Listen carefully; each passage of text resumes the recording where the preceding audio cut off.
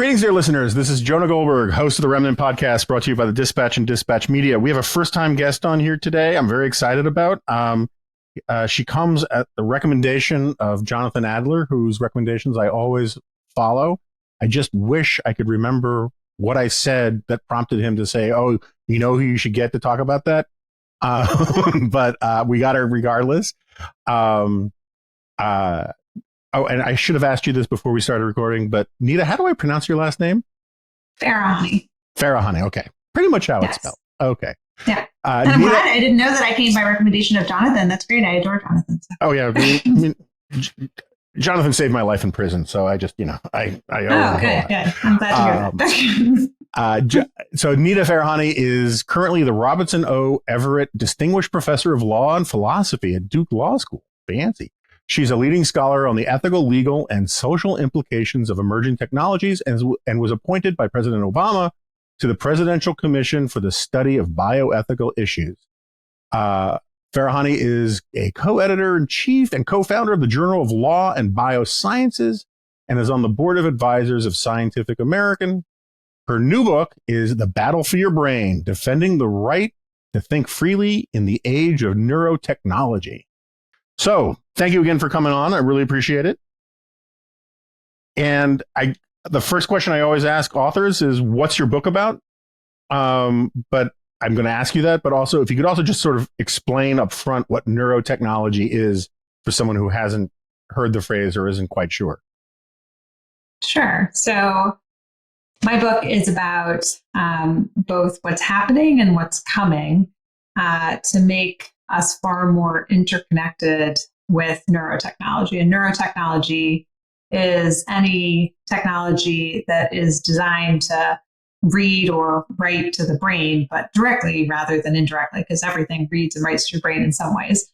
So what it really gets into is both existing wearable neurotechnology. So this is headbands with sensors that are embedded in them that pick up electrical activity or other functional activity in the brain through things like infrared light, or picks up brain activity at muscular junctions throughout the body, and then algorithms for AI that decodes what that means to make sense of it.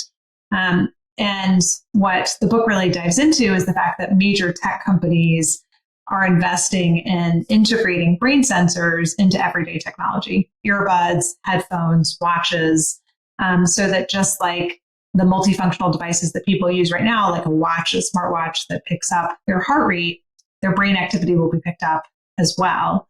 And it won't just be to track things like brain health. It will become a neural interface, a way that people will replace things like a keyboard or a mouse to interact with the rest of their technology. So it'll become a much more integral part of everyday life. And the book sets out both what the potential promise of that era is, but also the peril of giving tech companies and governments direct access to our brains and mental experiences, and what the rights are that we need now, a right to cognitive liberty to safeguard against what could be a very dystopian future rather than a promising one where we're empowered by the technology. Yeah, so I want to get to all the legal and ethical stuff, but just sort of on the explanatory front a little bit. When you say right to the brain, the way I gather it from what I've read, and I listened to a couple of your interviews, it seems to me the one way to think about that is things that you don't consciously pick up, but that go sort of skip the mind and go straight to the brain, right? What we used to call subliminal, but I guess that's sort of out of favor now. Well, so there's directly writing to the brain by neural stimulation. So implanted electrodes or wearable technology that stimulates the brain can write to or change brain activity directly.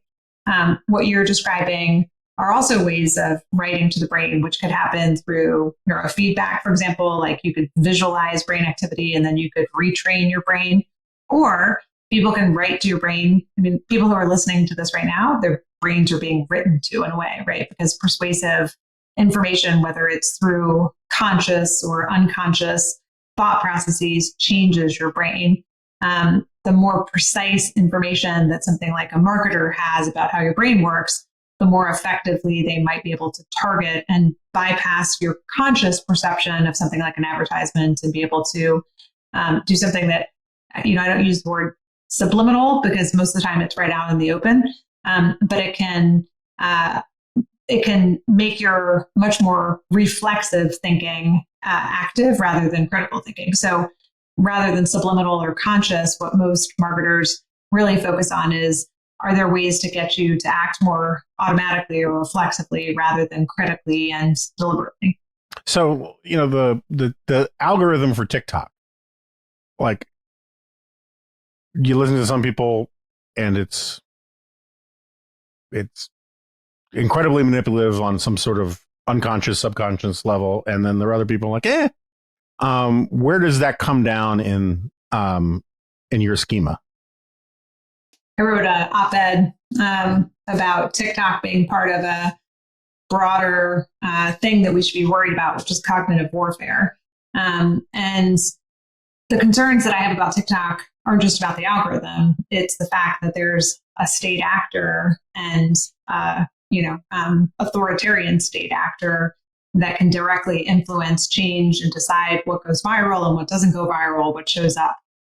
One of the big innovations that TikTok made relative to other social media platforms is it wasn't just your friends. It was just an algorithm that was trying to read your preferences, and not preferences that you explicitly went in and said, I like to, read about or see videos about sports, but where did you spend milliseconds longer on something, which would suggest, you had a harder time just swiping past it, or what do you like, or what do you comment on, or, just everything about taking your behavioral manifestations, anything that you do to interact with the technology, and then developing pretty quickly a really precise profile of what gets you to go down the rabbit hole of staying on the platform for a lot longer. And the problem is, once you're hooked and once an algorithm can figure that out, it can continue to serve up a lot of information, and a lot of information that you're kind of mindlessly watching and scrolling through that can shape your preferences and desires. I wouldn't call this sort of explicit manipulation. I'd call it shaping. And I think people don't realize the extent to which technology is being designed to really shape and reshape the way people think. And TikTok was a really good example of that. They're not alone anymore, right? All of the other social media platforms realized the big innovation of the TikTok platform and started to adopt a similar strategy with respect to shaping of behavior. And they weren't the first to try to shape behavior either. I mean, there's plenty of examples going back to Facebook changing people's feeds to try to make them happy or make them sad, or to try to understand or kind of shape and steer their reactions and their behaviors. But that kind of behavioral shaping is, especially at the hands of an authoritarian government, where you can be fed an echo chamber of disinformation, or an echo chamber that shapes your political views or turns you against a political candidate, can be incredibly destructive and undermine democracy, and can create greater polarization. But at a fundamental level, I think people just don't understand the extent to which our interactions with technology are intentionally being designed to shape and reshape our cognitive landscape. So I'm very sympathetic to this, but in the spirit of devil's advocacy a little bit, how much of this is really just sort of, it was ever thus, it's just the techniques are getting better, right? I mean, we had television networks that did granular understanding of the ratings. People A/B tested all sorts of things. Hollywood had focus groups. We knew that sex sells, right? We knew that explosions work to grab our attention. Violence is more compelling than turgid, drama and subtitles. And so this is just part and parcel of moving from the analog age, where you had to do market research, to the digital age, where you can actually get pinpoint information of each end user rather than sort of broad categories of them. Yeah, I mean, it's always hard to help people see that something is different in kind and not just in degree, or when does something become so precise that it does become different in kind rather than just degree. For sure, right? I mean, marketing has always been designed to try to shape behavior or nudge behavior. There's all kinds of arguments from Cass Sunstein onward about the permissibility of nudging, even things like, showing you caloric content and saying whether that changes behavior, or where you put products on a shelf in order to see if somebody is more likely at eye level to pick up a product, which they are. And so that's sort of the prime placement. All of these things for a long time have been designed to try to persuade and shape us. And if we were to try to legally say it's impermissible to ever try to shape or persuade people, there'd be no human interactions that would be permissible at all. That said, this is different in kind. And the reason it's different in kind is severalfold. One is the precision, which is these aren't, group level categorizations of advertisements. Like, it used to be a Super Bowl ad would, have a guy in a sports car with a bunch of scantily clad women who, were draped on him to try to show, like, if you drink this beer, you're going to have all of this. This will be your lifestyle. And that was targeting like a generic view of, what a particular stereotype of how people behave. But it wasn't that effective. And it was effective for a very small category of people.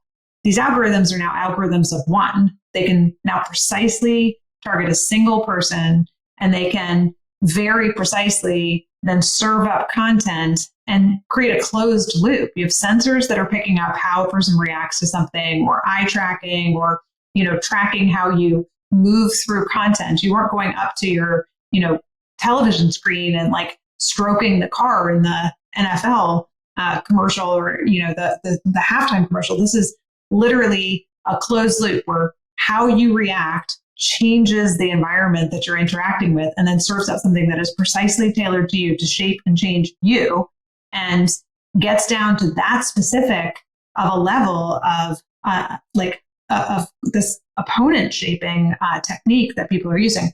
And it's deliberate, right? It is designed to intentionally bypass the way you consciously perceive information and to try to get you to act automatically, reflexively, and to have your conscious, like, critical thinking skills check out in ways that are harmful to you. Well, maybe some people might argue that alcohol is harmful to you.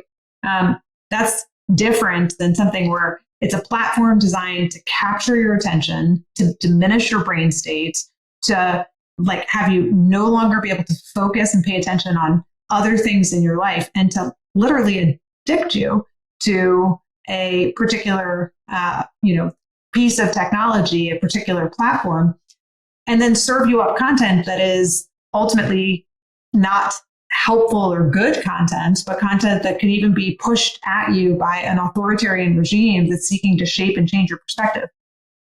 All of that to me is different in kind, not just degree. No, I think that's fair. So, I mean, other than TikTok, which seems to be the camel's nose under the tent of this phenomenon, right? What are examples of this sort of technology in the here and now that exist, right? I totally get 3 to 5 years, X, Y, and Z are coming. But when you talk about like brain monitoring, when you're talking about neurotechnology, when you're talking about brain monitoring your AirPods or whatever, I don't think my AirPods monitor my brain. I mean, but yours don't, but I have some that do. And so the question of when is it going to be here versus when is it going to be here at scale, I think is the real question to ask, which is the technology is already here today. That is, I already have and could, show you earbuds that have brain sensors that are inside of them, headbands that have brain sensors that are inside of them, watches and bracelets that can pick up motor neuron activity. That is the information that goes from your brain down your arm to your wrist and then decodes that information. But, your earbuds do not appear to be of the manufacturers that are embedding brain sensors. And you will be aware of it when it happens, because it's not as if it's going to be a hidden feature. It's going to be a feature that people are going to intentionally tout and also encourage you to use to interact with all the rest of your technology. Most of the major neurotech companies that have had big breakthroughs in this area of moving from what have been relatively uncomfortable and silly looking devices that are worn across the forehead or worn inside of baseball caps, all of which are here today. Those technologies exist. There are already companies worldwide who are using baseball caps or hard hats that have brain sensors embedded in them to pick up fatigue levels or attention levels of employees. Moving to something that will become ubiquitous across society are brain sensors in everyday devices, just like the watch. Meta has said that they will launch their watch that has neural interface in early 2025. Apple is always closed-lipped about whether or not they're going to put sensors inside of their AirPods, but they have patents on it, and they have been meeting with neurotech companies, and they have a bunch of neural engineers, and their new Apple Pro Vision integrates already brain sensing technology by reading pupillary responses and creating and shaping the environment that a person is interacting with in order to make inferences about brains and cognitive states. Microsoft has huge investments in the space and has partnerships with a company that develops an AR headset that integrates brain sensors and are expected to launch within the next year or two. Snap bought a company out of Paris that's an EEG-based company, and they promised to launch their AR headset together with integrated neural interface through what was called a NextMind. It was an EEG, that is electroencephalography reading device. So I think what we're looking at for wide-scale dissemination of this technology is about 2 years before multifunctional devices will become the norm. And I think when it first launches, it'll be simple neural interface. It won't be full typing with your mind, but it'll be navigating through an augmented reality or virtual reality space by being able to think about doing so that it'll be a more seamless interaction with those environments. Yeah, so I can think of all sorts of reasons why you'd want some of this stuff for gaming, right? Mm-hmm. You want some of this it's stuff. there's already gaming, companies that have launched it, and it'll become part of gaming. So yes. And I get it if you've had a stroke or you have some other medical condition that there's a real justification for it. What is their pitch going to be to me? What am I getting out of them being able to read my head? Can I ask how old you are? I am 53 years old. 54, okay. Sorry. So all right. Time's a flat circle. I was watching this show with my daughter last night, and I was totally creeped out. It was this show that pitted the parents against the kids, and it was trying to show that there's some things that kids are better at and some things that parents are better at. And they played musical chairs with the parents. And the way that the music would stop is they did it at increasingly higher frequencies. When they got to 15,000 and 20,000 hertz, the parents were basically all out because they couldn't hear those higher frequencies, whereas the kids could hear the higher frequencies because they haven't lost, the little hairs in their ears that enable them to detect those higher frequencies. Okay, so why am I telling you that story? Aside from that, I just love to bring my kids into conversation. Is because, some of the things that I think are going to appeal to people like you and me will be the ability to track brain health and, ability to track everything from cognitive decline to the earliest stages of Alzheimer's and dementia. I'm a chronic migrainer, the ability to track and potentially proactively treat it. Some things like glioblastoma, which is a deadly form of brain cancer, largely because by the time it's detected, it's already spread and inoperable. There are tiny changes in electrical activity in the brain that can be potentially picked up from these consumer-based neurotechnology devices. You may find that your memory or your attention starts to wane a little, and there are brain training techniques that you can do much more effectively with brain sensors. So I think brain health and wellness, in the same way that heart health, a lot of people who've decided to start using heart rate sensors in their watches do so because they're getting older and they think that it's good to be able to detect arrhythmias and pick up a heart attack before it occurs, or any kinds of aberrations in their heart rate. What is more fundamental to you than your brain? And the ability to actually track meaningful metrics and see where they're changing, especially if they're actionable, I think will be really appealing to people. The brain has been this black box. And for me, a really terrifying future is a future of dementia or a future of, losing brain health and wellness, or just losing the sharpness of my brain. And so being able to see it, do something about it, address it, and have brain fitness in the same way that you have the rest of your physical fitness. I think that's I think that's how most of them will start, and why it'll become a mass market appeal. And how will they sell it to my daughter? Your daughter will be able to do neural interface. She can type with her mind. She can swipe by thinking about it. She can update her social media status just by seamlessly thinking about doing so. She can type her college essay by thinking about it and interact with the rest of her technology. But that doesn't exist yet, right? I'm sorry to interrupt, but I just... Neural interface is that's what Meta is investing in. Like if you go and watch and so yes, it exists. It's not like fully functional yet for it to launch, but already it exists to enable things like typing on virtual keyboards, swiping just by thinking about doing so.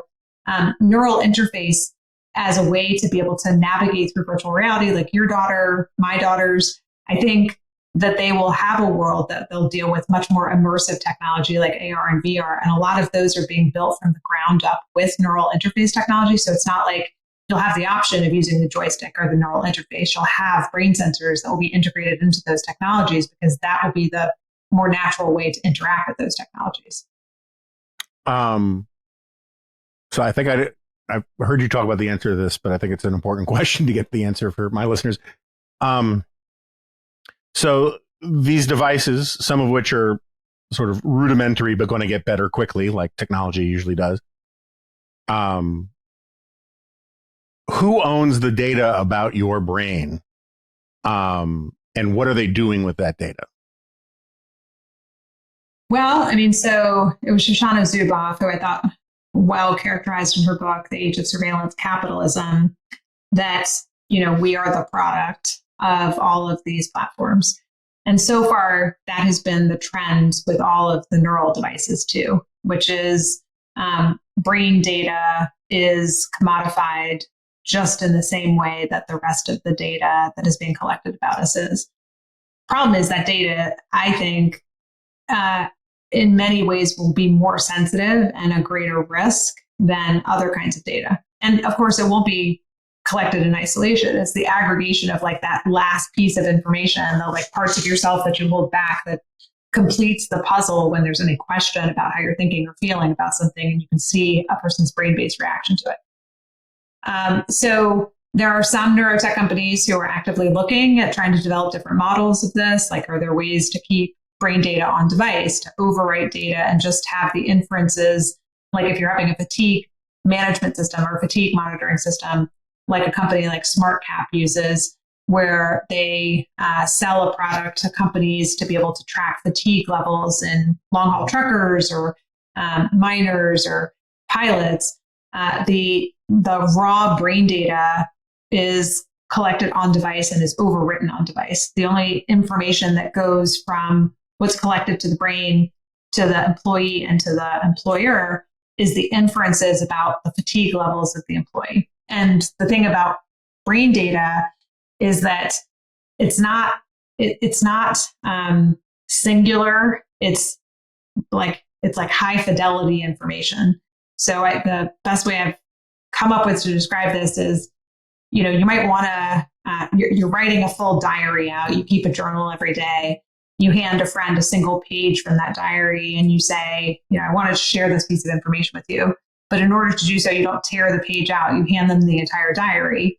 And either they read just that page or they have the entire book in front of them that they can like go back to time and again. They make a photocopy of it. They can, return to it time and again and mine it for other information. Full spectrum brain data at any given time, or if it's collected over a long period of time, like you're wearing it throughout the workday, has the potential to be probed for a lot of other things, like what you were thinking or feeling or visualizing throughout the day, your brain activity level, your attention levels, your fatigue levels, your reaction to information that was put up on a computer screen in front of you or, primed in the environment around you. And if you have that full raw brainwave data, even if there's only one inference that you're trying to draw from it, all of the rest of that information could be queried as well. And so the nature and the structure of the data makes it particularly problematic, and the fact that it is so closely tied and associated with what you're thinking and feeling in life. So, yeah, I like the diary metaphor. I was also thinking it's like when I put in for a receipt, whatever reimbursement, I put in just the evidence of that one transaction. I don't hand over the entire monthly statement for my credit card, which has stuff I don't want someone knowing about. All those dog toys. But just to be clear, I mean, I get when you're cross-referencing against what someone was looking at and when they were looking at it, you can make all these inferences and stuff. But we don't have the technology yet just to look at some brain scans and say, oh, he was reading Moby Dick, right? Or, oh, he was thinking about lunch, or he was watching. Yes, in a way we do, but let me qualify that. So generative AI, as everybody understands, has led to huge leaps and bounds of advancement of everything in life. And that includes decoding things like brain data. So there was a study that was done recently, published out of UT Austin, where they used GPT-1, so the first generation of the GPT technology, to encode and decode what is much more cumbersome data, functional magnetic resonance imaging. So this is a person goes into a giant scanner, and what has traditionally been a very slow kind of brain activity to measure. You can peer deeply into the brain, but it's measuring blood flow throughout the brain. Wasn't considered to be like information that could reliably be used to decode, like a person was reading Moby Dick or hearing Moby Dick or thinking about Moby Dick. But they trained a classifier on the subject in the machine, listening to stories, imagining stories, and then we're able to come up with a unique classifier per participant. And then a person could just imagine a story, and you could look at that fMRI data and you can say, aha, this is the story that they were imagining, and get very close to the semantic meaning of what they were imagining. It wasn't word for word, but it was the meaning itself. That's about as close to mind reading as you can get. What you couldn't do is pick up that person's fMRI scans or fMRI data if you didn't have the classifier, like the decoder ring, to be able to say this is what it means. But if you have the decoder ring, then you could, and each person's decoder ring is going to be unique to them, then you could decode what their brain activity meant, including they were listening and thinking about Moby Dick, or here's the visual imagery, or they were thinking about a giraffe and here's the giraffe that they were thinking about at that time. All of that with the classifier could be decoded. So you might think, well, okay, I'm never going to train a classifier on my own brain, but go back to neural interface, where you're using it to interface with all the rest of your technology. You have to calibrate each and every device to you. And so who owns the classifier? Do you keep it encrypted on your device? Is it something that the tech company or the manufacturer, or if the manufacturer is out of China, the state government has access to the classifier and they can use that to decode all of the rest of your information? These are all questions that are up for grabs right now, right? There's no right you have right now to the classifier. And there are other inferences that can be made without the classifier, like, yes, no, your emotional reaction. It's much more precise if it's trained on your specific classifier, but there are some general similarities between how we react, like what stress looks like for you and what stress looks like for me is going to be pretty similar between the two of us. So there's some brain states that can be decoded without having the classifier. You get much more precise when you have the classifier trained on each individual. That's not scary at all. So I think I now remember why Jonathan Adler said to get you on the podcast was to freak you out a little. Well, no, I mean, I'm sure he's glad about that too. But no, I've been arguing for a long time that we should stop talking about sort of data stuff purely as privacy, and also talk about it as property rights. Yeah. Right. And I'm not saying it's one or the other, but like. Well, and I'm talking about it as a general liberty interest, right? And so it's like, I think about it not as privacy, but even though I think that's one component to it, but I think about it as a basic, like, we need to update our concept of liberty for the digital age. It's just changed and it's outdated.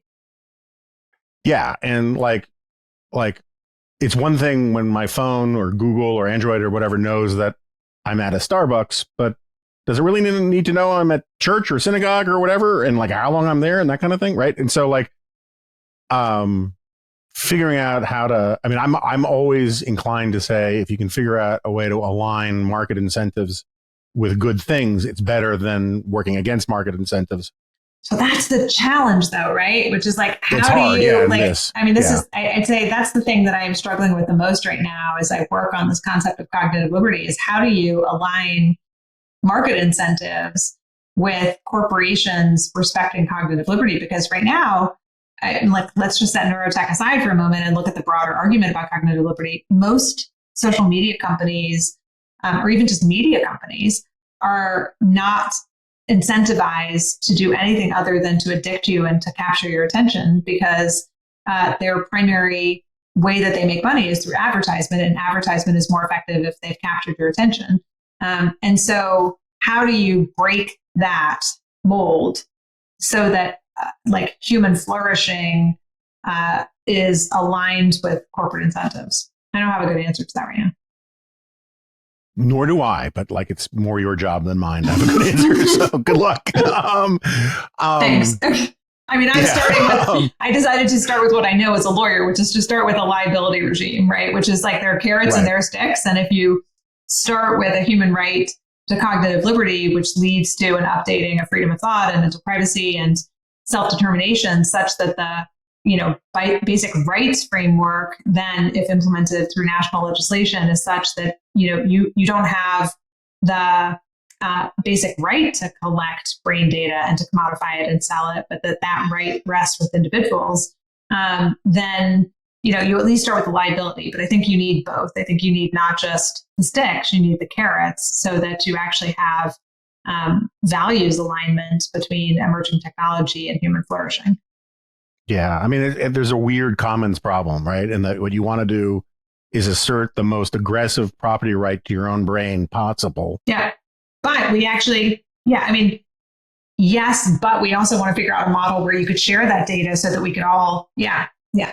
Right. I mean, but like, an aggressive property right doesn't mean you can't rent out your land, right? It just means there are clear rules about for what purposes and for how long and all the rest. And it's problematic. Okay, so lawyer person,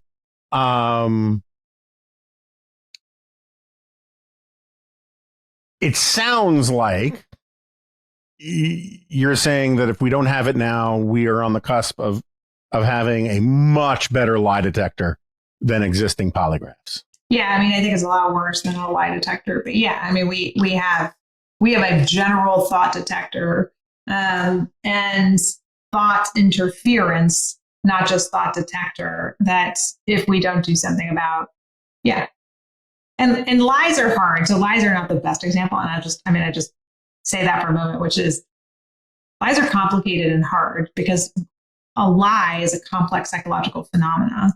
And it's very difficult to model what is a real world lie versus what's a laboratory based lie with low stakes.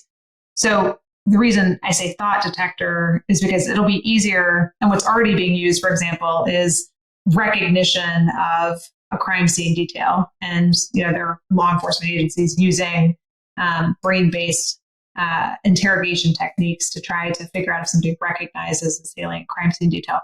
It's harder to tell if they're telling the truth or lying, but it's easier to probe their brain for information. I see. So like, if you have a picture of the crime scene that only the murderer would recognize, and their pupils do X and their frontal lobe does Y, you say, aha, you recognized it. Yeah. Right. Yeah.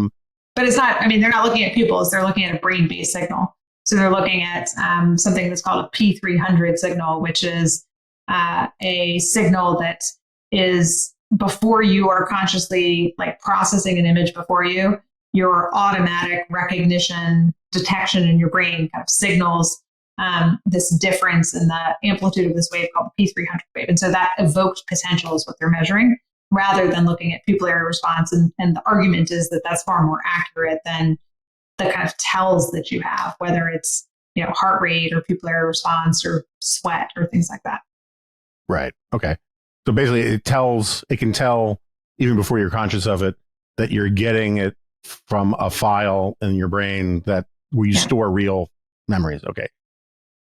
So does this change Fourth Amendment stuff, or is it just and Fifth Amendment stuff? That's where I started with this like a decade ago. Is I did an article called Searching Secrets, which looked at whether brain-based lie detection implicates Fourth Amendment, rights against unreasonable search and seizure. And likewise, I looked at Fifth Amendment as to whether or not the right against self-incrimination would protect people. And there's this gray area because, right now, Fourth Amendment and Fifth Amendment, Fourth Amendment, of course, would only protect you as to whether or not a warrant is required, right? But besides that, there's this physical versus spoken word or, information that you've created versus information that you're being compelled to create in response to interrogations. So you can be required to provide a blood sample, to figure out if you are drunk, or a handwriting exemplar, or, footprint or things like that. You have to show a tattoo that's on your body if it was detected in the video. So is blood flowing through your brain more like spoken and compelled testimony? And what if it is something that's not created in response to inquiries, but passively collected? And what if it's collected from a third party, right? So you got your earbuds in, they're collecting all of your brain data, and the government subpoenas the brain data from a third party rather than directly from you. Does that implicate, Fourth Amendment or Fifth Amendment? So the answer is, I don't think Fourth Amendment and Fifth. I think there are big, huge gaps in Fourth Amendment and Fifth Amendment to protect people against this. Who knows at the end of the day whether those gaps would be closed by, clever interpretation of the Constitution. I wouldn't rest my bets there. It feels a little bit like there have been a couple cases where the cops just used like 23andMe or Ancestry.com to figure stuff out, right? And the or DNA, even like Apple, I guess Apple hasn't handed it over, but trying to get Fitbit data, for example. And other data that have been used in criminal cases. I'm very torn about this because I used to have these great arguments with people about Minority Report. Yeah. And I'm a big fan of the rule of law. I like classical liberalism greatly, but the criminal justice system was created to make sure that we didn't railroad innocent people. Right. It wasn't created to make sure that it was really difficult to convict guilty people. So, that's one of the things I take up in incriminating thoughts is, what is the purpose of the privilege against self-incrimination? And it's to not put people in a cruel trilemma. What if they're not put into that cruel trilemma by, the gathering of the data? And what if there is a world in which it's incredibly highly accurate and it gets the right person without actually putting a person in a position of creating the data or being subject to any kind of painful interrogation or anything like that? This is why self-incrimination, I don't think is going to give people a right against, it's one of the reasons why I think self-incrimination doesn't give people a right against the use of brain data against them, at least in certain contexts and in certain ways. And it's why I think the Fourth Amendment isn't going to necessarily protect people. And maybe, to your point, maybe it shouldn't, right? It depends on how accurate you think it is and how it's obtained and what it means for the general relationship between the state and the individual and the extent to which people feel secure in their everyday lives. Yeah, I still remain skeptical about the 100% accuracy thing. And I don't. It's not 100% accurate, right? So I was positing a hypothetical world in which it was, but yeah. Right, and that's my point. Is that the way I'll often put it is, if you had a direct phone line to God and you could ask him who committed the crime, and there's no doubt that God's going to tell you the accurate truth, you don't need to waste time with the trial. But absent divine 100% certainty, then you get into more complicated stuff, right? All right, so I can't remember the phrase you use. Is it dream embedding? Dream incubation. Dream incubation. Because I think there are a handful of listeners in Peoria who aren't freaked out yet. So can you sort of explain that? Too? Yeah. Yeah, dream incubation. I was kind of blown away by that. So there are dream researchers who have sought to figure out both, can you decode what a person is dreaming? Can you shape and change what a person is dreaming? And can doing so be therapeutic, right? Can it help a person overcome trauma or, overcome addiction or other kinds of problems? And then marketers were like, oh, that looks like really interesting research. Maybe we can use that to, market products and to shape people to, ends and goals that are more commercial rather than for, helping them to overcome their addiction or their emotional trauma or things like that. So what the idea of it is that when people fall asleep and when they're, just waking up or just falling asleep, there's a period of time in which blood flow is not like fully restored across the brain. And that's a very suggestible state. So think about it as like your cognitive defenses are down, and you're in a very suggestible state. And so that's the moment at which marketers were looking at, could they play something like a soundscape, where you would start to have positive associations with their brand. And I think it was Coors that wanted to see if it was possible to get people to think of Coors associated with mountains and streams. And so could they play a soundscape while a person was sleeping and have them dream about like Coors and mountains and streams, so that they would think of Coors and think like it's so refreshing and crisp and, great. And so they, trialed this on some volunteers, and these were willing volunteers. It wasn't done just kind of creepily while people were asleep, and found that they could effectively incubate those kinds of associations during that suggestible state. And of course, my mind goes to like, what's the worst way in which this can happen? So there are all these companies that are selling, earbuds and the ability to track your sleep so that people can much more accurately track sleep and get information about sleep and sleep health. So you've got your earbuds that are tracking your sleep and picks up the moments at which you are the most suggestible. Your, listening device in your bedroom from Google or Amazon, turns on at that exact moment and plays an advertisement because they've sold access to your brain data. And without even consenting into that kind of advertisements, your dreamscapes are shaped and changed during the most suggestible state when your cognitive defenses are down.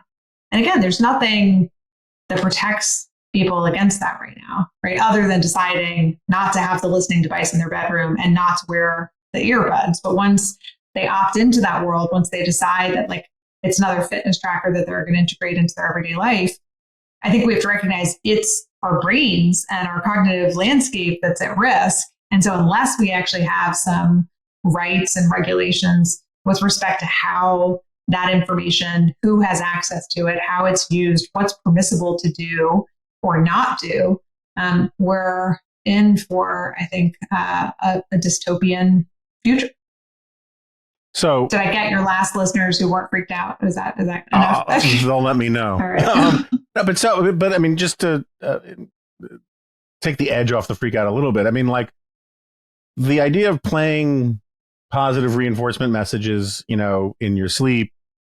People were trying to get people to quit cigarettes and all that kind of stuff going, way back with that kind of thing. I mean, is it in fact? I mean, how is that different? I mean, like the sort of the self-hypnosis thing was. Well, I mean, self-hypnosis is voluntary, right? The scenario that I just painted for you is, I don't think. Oh, no, I agree. My point is does it work before we get to like, Yeah, I mean, so yes, it seems to work. The question about how well does it work, I don't know. And I don't know because I don't know all of the different contexts in which it's been tried. And I don't know if there's some things that it's really effective at and some things that it's not effective at. That is, are there some behaviors that you can't really shape or change, or can you really shape or change somebody in a way that, like, there's a lot of marketing research that shows it's very hard through marketing to get people to do things that are inconsistent with their goals. And I think hypnosis has found over time something similar where, like, even if you hypnotize somebody, you can't get them to act like fundamentally at odds with something that they have as goal-directed behavior. So could you, through dream research, do that? Probably not, is my guess. But could you get somebody to have positive associations where they don't have any between a beer and and how they think about it? Could you create positive associations where there is no goal-directed behavior that's at odds with it? I think so. I mean, there's a whole lot of things that you don't have explicit, kind of contrary goals to. And if the point is to market or advertise, or even more creepily, if it's to shape or change your views about political candidates or to try to interfere with democracies, you could imagine that people don't have explicit goals in that way and that their minds can be changed through this kind of dream incubation. Yeah, I mean, it's really easy to think of horrible dystopian things, but advertisers have been trying to do a lot of these things to our brains for a very long time. Yeah, but they didn't have precise access to them, right? No, I'm not saying don't be worried about it. I'm just saying that I'm still a little skeptical about how some of it is going to work. Look, maybe nobody ever crosses that line, right? Maybe nobody ever thinks oh, wouldn't it be great to creepily do that? Just because I'm thinking about every worst case scenario of this doesn't mean that every one of these dystopian possibilities will come true. Some of them already are coming true, not in the dream area that I'm aware of, but in other examples that I give throughout the book. I imagine a dystopian use of it in the workplace, or I imagine a dystopian use of it by governments, and they're doing it already, just not at massive scale across society. So I'd say, these are not just hypothetical risks. They're actual risks that are being realized in today's world. And as the technology becomes more pervasive, you can be sure that you're going to see a much greater scale of those kinds of harms being realized across society. Will every dystopian possibility that I've thrown out be realized? I hope not.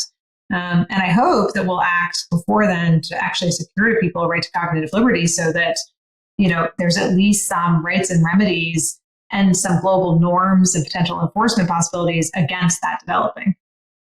Yeah, there's absolutely no reason, it seems to me, to think that China wouldn't use this technology on its own people. It already is. The moment it crossed the line of efficacy in any way, right? Because with the social credit store stuff, they're already doing a lot of that kind of thing. Just if they get better at it, why would they stop, right? I do think, and then we'll get to the law part of it, but it's funny because I've been a journalist for 30 years and I used to work for journalists and stuff. I used to get a lot of mail from people who had serious mental health problems. And it was amazing how many of them shared this particular sort of, I don't know if the correct term is bipolar or whatever, or schizophrenic. I know it's not schizophrenic, but where people from different parts of the country were convinced that the CIA was talking to them through their feelings. And I get a few of these messages every day, so I'm familiar with them. And the thing is that part of the problem is that it's a mimetic thing, that if you're already hearing voices and then someone suggests to you the explanation is X, radio waves from the CIA, whatever, aliens, it gets sort of weirdly imprinted in your head, and that becomes the paradigm that you're thinking in. For people who have those sorts of issues, this is going to be nightmarish, I would think. Yeah. When I say I hear from people a few times a day, I hear from people a few times a day. And, it's the kinds of technology that most of the people who write to me describe, as far as I'm aware, does not yet exist. The technology just isn't as far along as a lot of them, believe it is.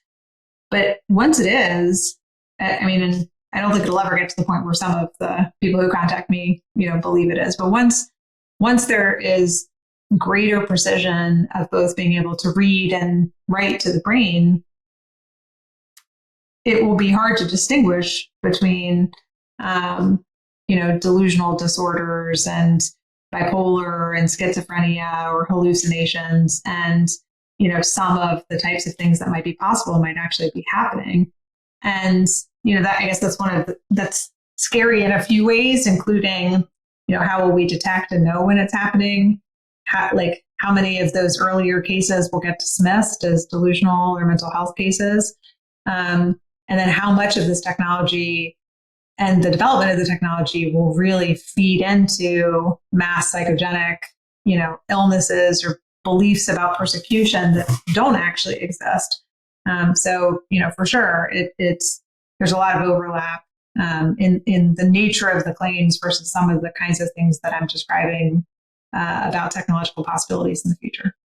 Yeah, just being able to persuade people that it's not happening is going to be harder and harder. Much. like Havana syndrome, as that was being described, led to a whole bunch of people who were not diplomats, who were not in, a place that were likely to even have been within the line of fire if such a fire existed, to argue that they were being persecuted, that they were being subject to electromagnetic radiation or et cetera, et cetera. So, I mean, I don't mean to make light of it because I do think it's a really serious thing, but like, it's the weird irony is that it may actually make sense to wear tinfoil hats, right? Yeah. That was the whole thing, is it blocking out the radio waves, and like now you're telling me like Yeah, I mean, I do think neurosecurity will become a thing of the future. Like, what will that actually look like as technologies or weaponry or other kinds of things are developed?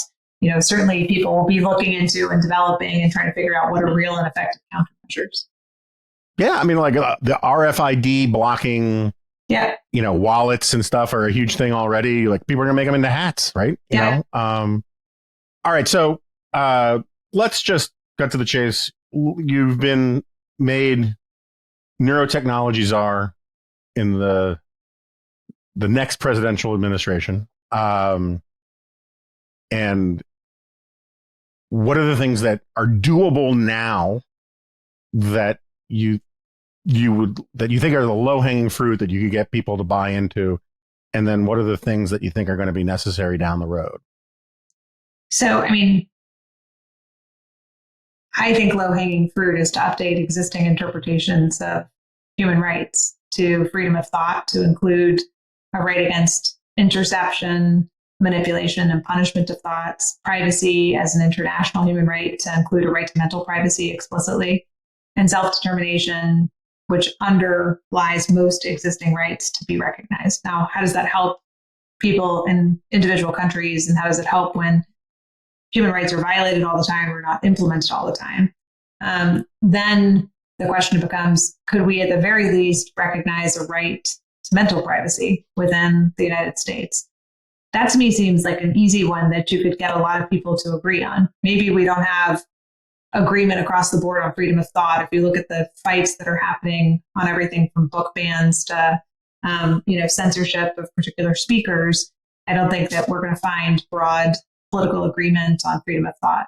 But I do think we could find broad political agreement on mental privacy. Even if you can't have explicit privacy in every other context, right? Like, it seems like there's a hard fight on other contexts of privacy. Mental privacy to me seems like one that would be pretty easy to recognize and implement.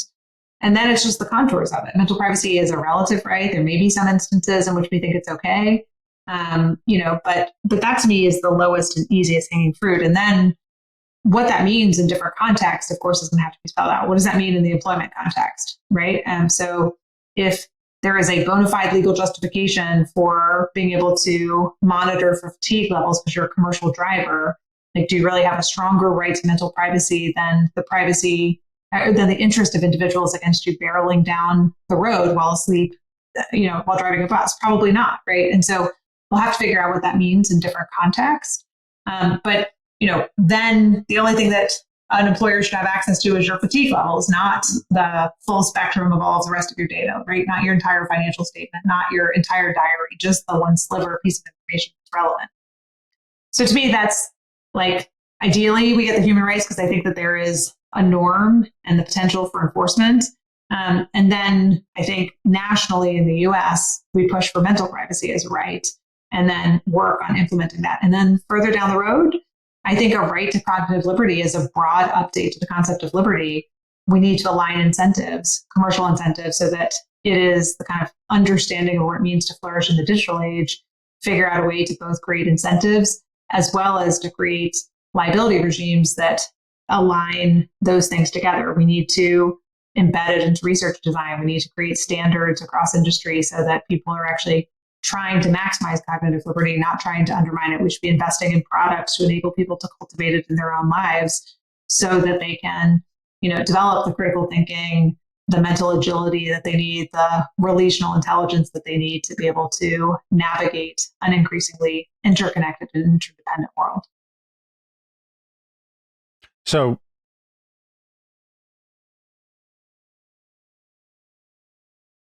what is the difference for the layman between mental privacy and cognitive liberty, just like in just terminological terms? So the difference between mental privacy and cognitive liberty is a broader right. It's both a right to access and change information about our brains, as well as a right from interference with mental privacy and with freedom of thought.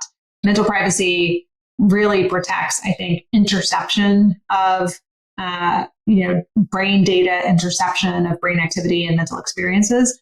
But it doesn't protect you, for example, from manipulation or shaping. It doesn't protect you from and give you rights to be able to access brain data or be able to access information about your own brain or to change it, like if you want to enhance it or if you want to diminish it, all of which I think should be within the right to cognitive liberty. So I see it as both a right to your own brain and to be able to change it if you choose to do so, and a right from other people interfering with what's happening in your brain in terms of the kind of brain data and brain activity, but also for punishment, manipulation, and interception of your thoughts through a broader concept of freedom of thought. All right. Nita Farahany, thank you very much for doing this. I appreciate it. We may call you back at some point if our cognitive overlords will let us, and I really appreciate it. Well, thank you. Thanks for your interest, and thanks for having me today.